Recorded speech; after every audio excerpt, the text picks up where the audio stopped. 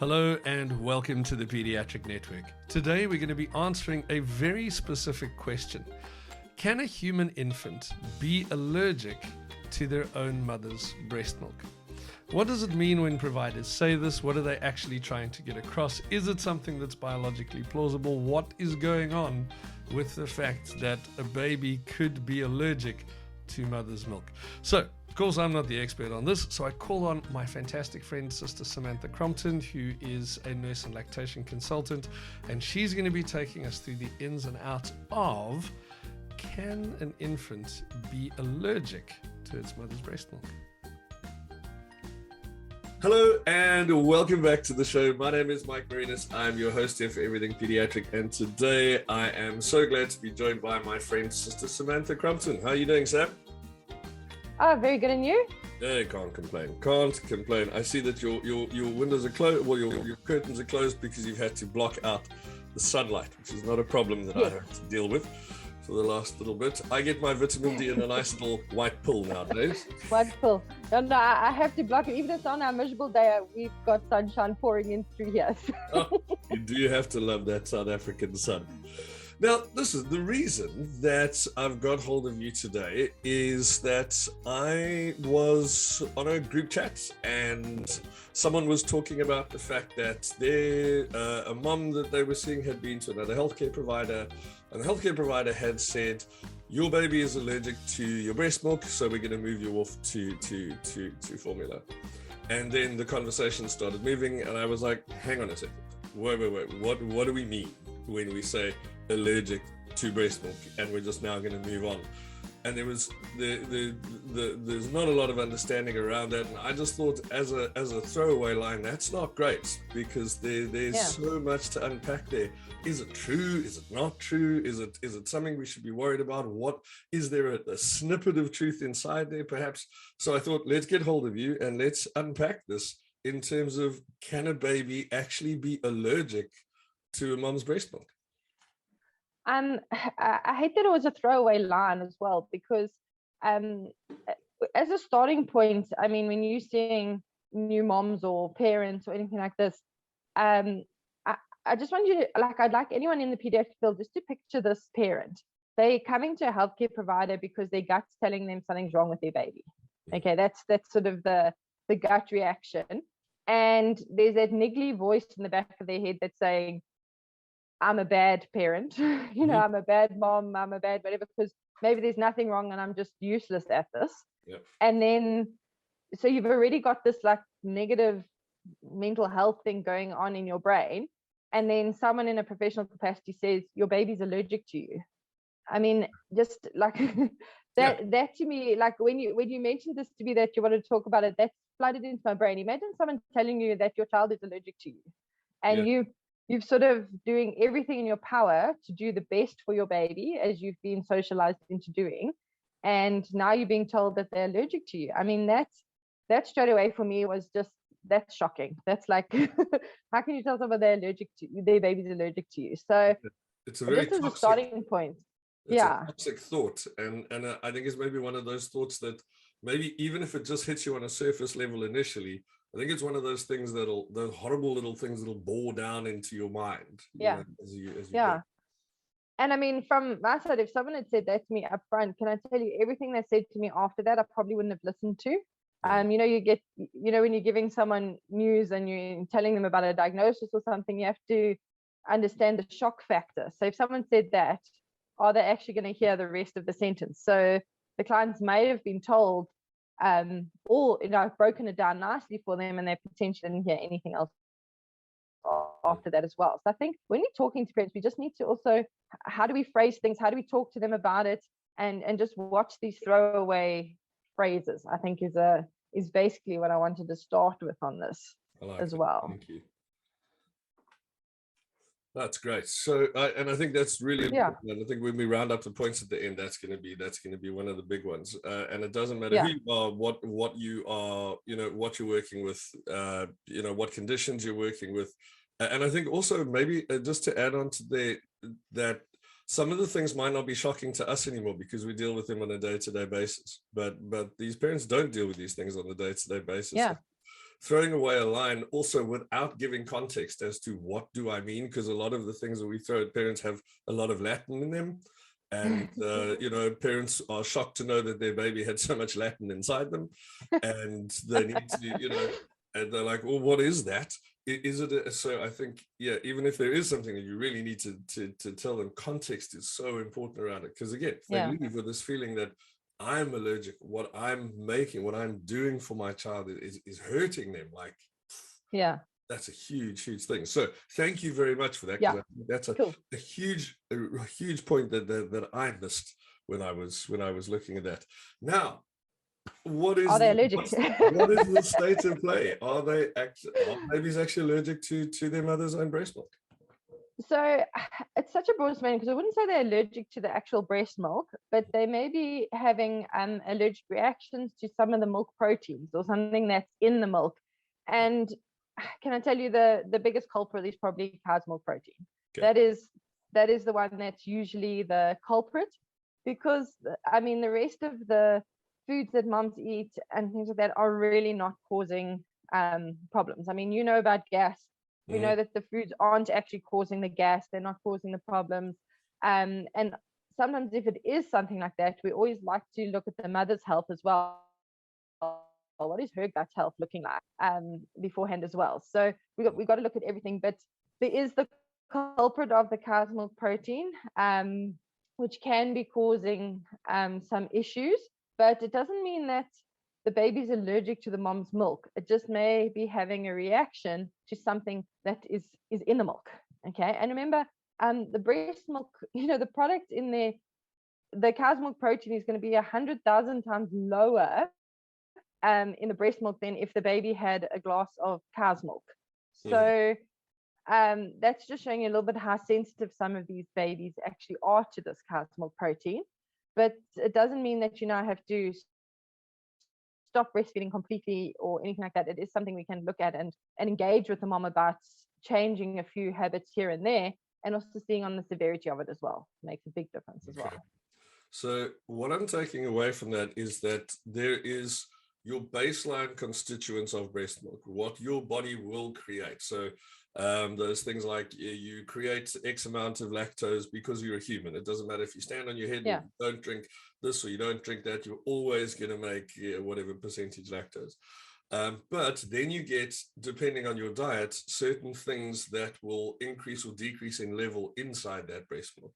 And that's always the thing I've loved about breast milk as an idea, is that, and I can't remember who told me this, but the fact is that babies can't walk around and pick their own food. So what you get is this wonderful system where mom picks her own food, and she takes all of that, like the supermarket, makes it into the food already for the baby, and off they go. So they get what they need. Yeah.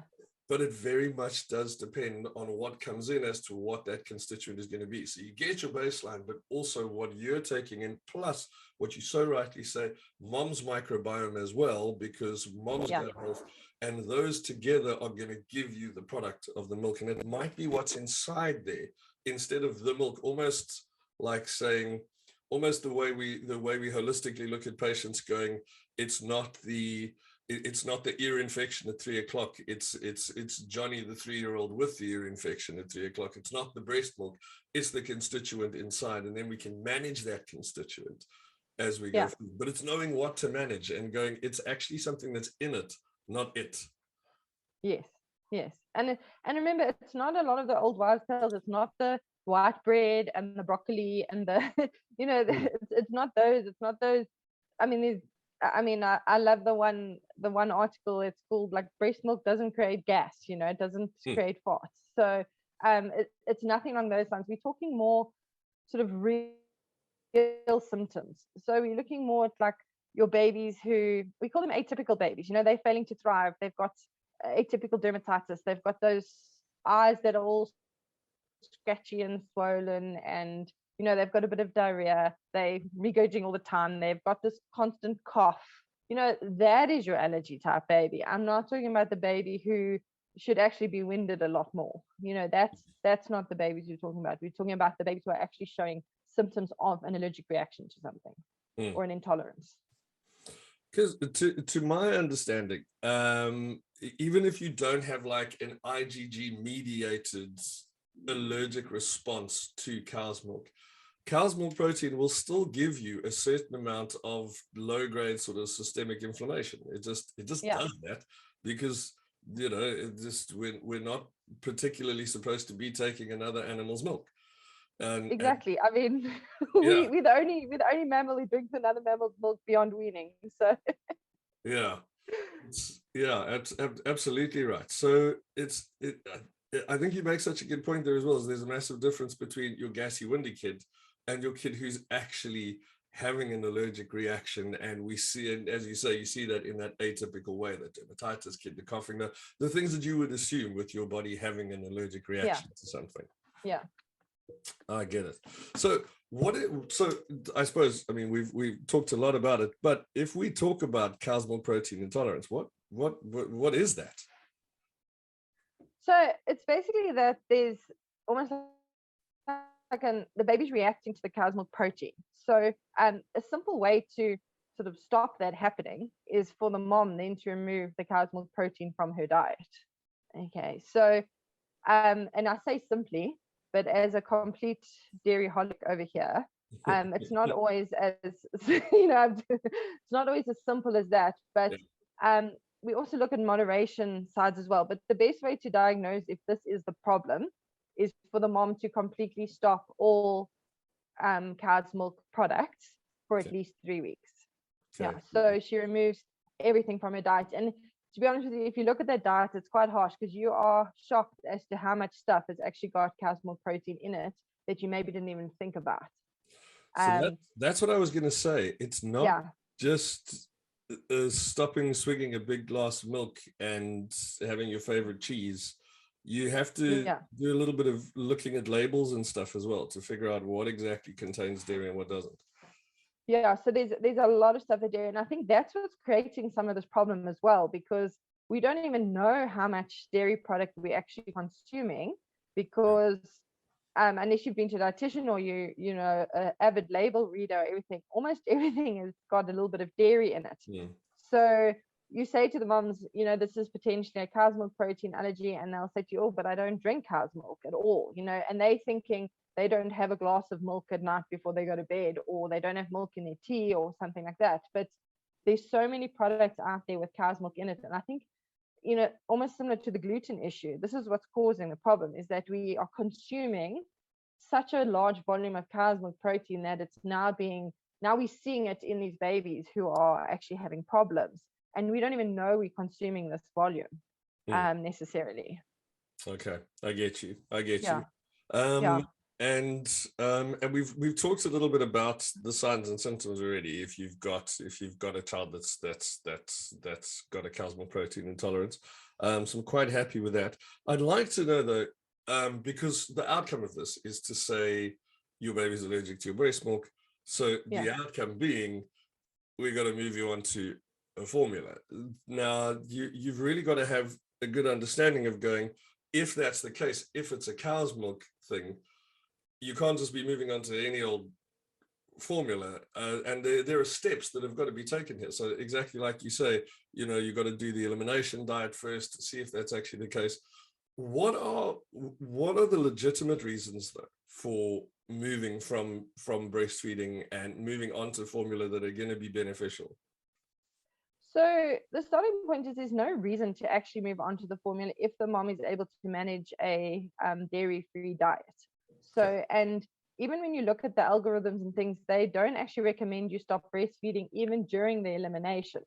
So even in that 3 weeks during the elimination, they're saying continue breastfeeding, unless your baby's having such a severe reaction, which can be honest with you, is very rare that they have, these huge reactions. So it's usually I mean, I don't want to say small, because for a mom whose baby is looking in distress and crying a bit and, got skin rashes, it's not small to her, but it's not life-threatening, if I could put it that way. Yeah. And then they're saying stay on the breast milk while the mom's eliminating it, okay? And then 2 or 3 weeks, once the symptoms have gone, all right, reintroduce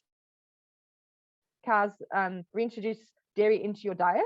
And then if the symptoms come back, then we know this is probably a cow's milk protein allergy, and then we can have the mom at a dietitian or something like that, and we can look at her diet and we can say, how is she going to cope without eating dairy for the time period that she's actually breastfeeding for? And if she's able to do that, then we actually don't have a problem. Okay. All right. And then obviously once the baby starts solids, they need to go to an allergist as well and make sure that they're having a diet without the cow's milk protein in as well when they start solids, because obviously there's no point in giving them that because we know they've got a bit of an intolerance. And then there's absolutely, from that point of view, no reason to actually stop the breast milk at all, or stop breastfeeding if you don't want to. The only reason to go onto a formula is if the mom is not able to tolerate that, or if the baby is actually not breastfeeding properly as well, or if there's a reason why the mom can't breastfeed for whatever reason, then that's a reason to go on to a formula. Okay. But the formula isn't simple either. It's not like you're just going into the supermarket and buying any formula off the shelf. It's actually recommended that it becomes a prescription formula, so that your pediatrician or your nutritionist or dietitian or someone or lactation consultant is actually prescribing a certain formula for you, because in sort of milder cow's milk protein cases, they can go onto your extensively hydrolyzed formulas. All right. And what that means, because I'm not completely into the molecular biology of this, but it basically means the size of the peptide, and it's looking at the whey casein ratios as well, and the sizes of that. And I mean, even that's a little bit controversial. I mean, I was reading articles last night about this where there's no actual definition of the exact size of the particle. And so then how do we define what is extensively hydrolyzed versus hydrolyzed? And so it's a rabbit hole you can go down to as well. But basically it's not just walking to the pharmacy and grabbing a formula off the shelf. And then if your baby's got severe cow's milk protein allergy, then you're looking at your amino acid based formulas, which are very expensive. First of all, I mean, that's the other issue, is affordability. And then also they've got a few drawbacks as well, because now they don't have much lactose in it. So now they're using multidextrose. So now we've got to make sure that the oral care is good as well, because we don't want this baby's teeth rotting off either when they arrive. So it's not as simple as, you're allergic to my breast milk, so we're going to pop you onto formula. Yeah. Okay. It's really not that simple. Yeah. And I suppose the whole underlying thing here is support. That's what I'm getting from what's going on here. It's not a say it and then we'll just put you on this and then we'll carry on. There's a lot of support, because moving from one thing to another, you're going to give with one hand, yet you're going to take with the other. And now we also know that we're dealing with a child that has a sensitivity, or is just generally hypersensitive. So again, as you so rightly say, then when you start later doing your swap overs onto your weanings, you want to be with an allergologist who knows exactly what they're talking about. So it's almost like another algorithm has to kick in, and then you have to be supported through that way, instead of going, well, you know what we'll do is, you're allergic to this, so we'll pop you on that. And the thing that always goes through my head is that because it's generally a dad that gets the message to go buy a formula, because they say we need formula. And then we stand in front of this wall of formulas. And the only way a dad knows how to buy is if it's more expensive, it's a better thing. And then you might come home with some sort of iron fortified, something that's like new on the market, and it's not the right thing. So important. Yeah, and the other thing to also look at as well is to be wary of some of the marketing around this, in the sense that if your baby's got a cow's milk protein allergy, then they are going to have a similar reaction if you put them on the goat's milk or even some of the soy products as well, because the proteins are 98% the same as the cow's milk protein. So just be wary of a little bit of marketing around this as well, to say, just because you've got a bit of a reaction to this, you should be using this formula or that formula or whatever. So some articles are calling cow's milk protein allergy a Trojan horse for formula companies to push their products. So just be wary of that as well. And that's why I say, if this has been diagnosed, and I think it should be a diagnosis thing. I don't think it should be making a self-diagnosis from a social media chat that my baby's got a bit of a skin rash, therefore it must be the cow's milk, so therefore I should stop breastfeeding, and I should go on to the newest soy or goat milk on the market at 3 times the price. Yeah. Yeah, I get you. I get you. Absolutely. Because people also get they get sort of beyond it, and they go, well, I'm going to try this, and then there's nothing more powerful in the world than a story from someone who's had a success. I mean, that's how Yeah. people build these huge multi-million dollar companies, is people giving them like it's basically another parent giving you a Google review of, this worked really well for me. Well, it's very possible, but everyone has these different situations, and that's why you have specialists in the area that go, right, this is how you break it down, but you might not be understanding this, that, exactly like you said, when we're dealing with an amino acid formula, which is great for that particular thing. But then the lactose starts to become an issue on the other side, because you can't give with one and take with the other. It's like, if something is fat-free, it's full of sugar. And if something is sugar-free, it's full of fat. So it's how it goes, and you got to have the broader picture. Listen, as always, thank you so much for shedding a lot of light on this. Thank you for the mental health side of it as well, because I wasn't thinking down those lines. That's so important. Thanks for bringing up the fact that support just needs to be there for these parents, and also just actually giving us the nuts and bolts of what happens when people say, my baby is allergic to my breast milk. Perfect. Cool. That's always good to be on the show, and we hopefully just help moms and parents just learn a little bit more and help the pediatric world just be a little bit more caring when we throw out these words. Absolutely. Cool. Thank you for your time. I'm sure we'll speak with you soon.